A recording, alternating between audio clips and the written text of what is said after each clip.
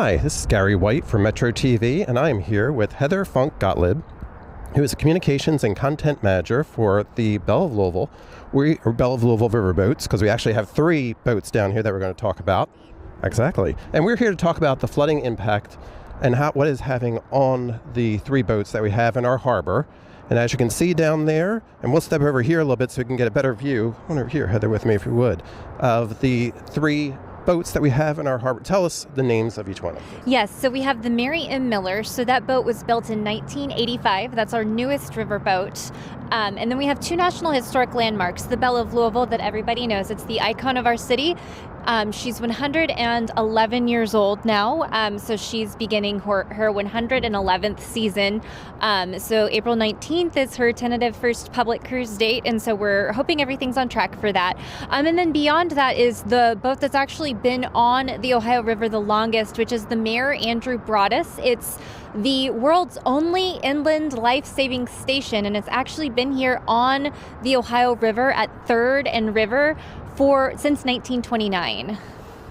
That's pretty impressive, because that boat has been here for many of the historic floods that we have experienced here in the city, right? And this one now is supposedly in the top 10, right? Yes, this is one of the top 10 historic floods. I think we're still getting the measurements in, and we've officially gotten past the 2018 levels. So we're in between 2018 and 1997 flooding wise.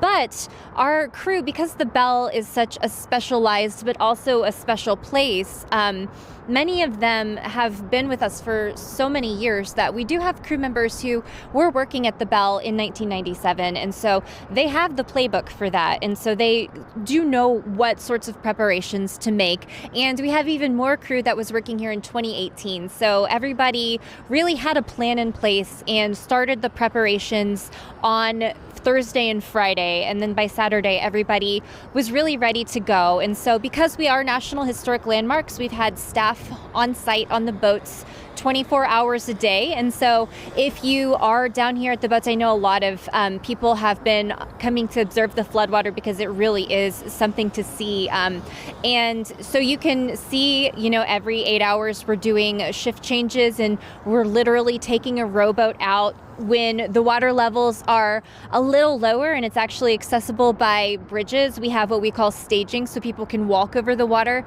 At this point, that's not possible, so people are rowing each other, from the Galthouse steps to the Belle of Louisville.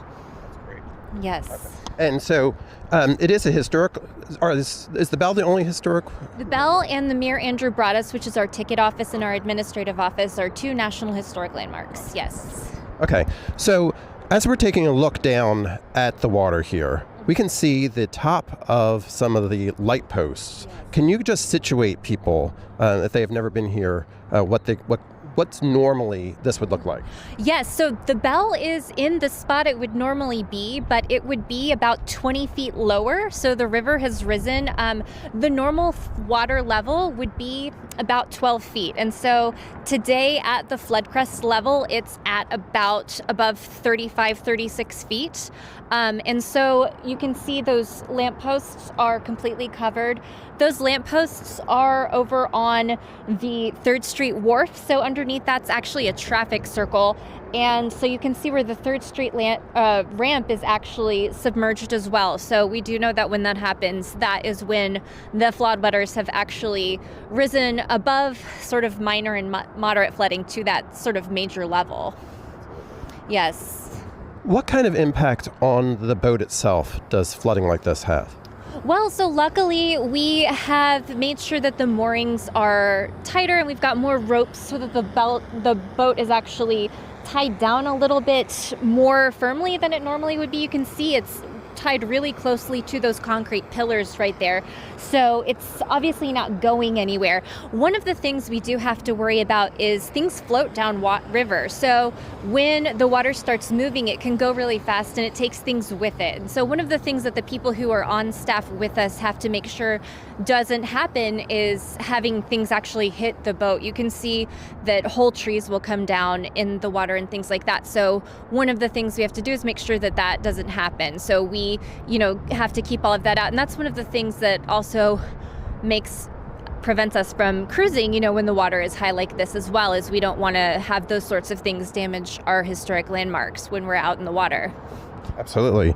And actually, the boat was not set to sail until the 19th. That's the first one, is that correct? Yes, our first public cruise is April 19th. And so we're really, really hopeful that by then, with the projected forecast, the river is actually supposed to go down very, very quickly.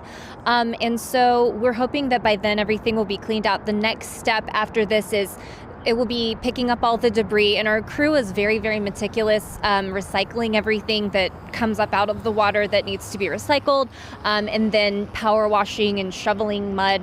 Not in that order, but obviously cleaning up everything that comes up out of the wharf. And then after that, everything, once it's safe for passengers to come through, we get that done fairly quickly. And so we're really hopeful for that. But if people want to support us, you can buy tickets in advance for our upcoming cruises. You can donate at belleoflouisville.org/donate, or you can purchase an annual pass. That's our membership program.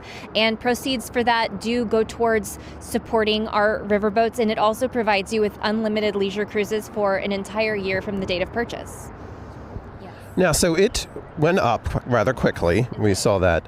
Going down, they're saying coming this weekend, it's going to start going down more quickly. Do you have to really manage how it goes down to make sure it's not too close to anything? Is that kind of a concern? That's a great question. Yeah, we will be keeping as close an eye on things going down as we do with things going up. And we'll have the same amount of staff on board with the floodwaters going down and with the cleanup as we do with the floodwaters rising. We will be just as vigilant probably until things are normal. So I think that's probably the key word here is vigilance, and that's been one of the things we are really operating with. And so I definitely commend our crew. They're so careful and so loving with our boats. It really, really takes a lot of hard work, and they've really, really been putting that hard work in for us. Yes. And again, tell us one more time, how can people keep up to date on what's going on and when you start sailing? Yes, so it's belleoflouisville.org, or they can follow us on social media at the Belle of Louisville. We're on Facebook and Instagram, and so you can follow us on those channels as well. Again, this has been Gary White from Metro TV here with Heather Funk Gotlib, and we were talking about the Belle of Louisville riverboats. We have 3 of them here, 2 are historic landmarks. We want to make sure that we're keeping a good watch on what's happening with them. Thank you very much. Thank you very much.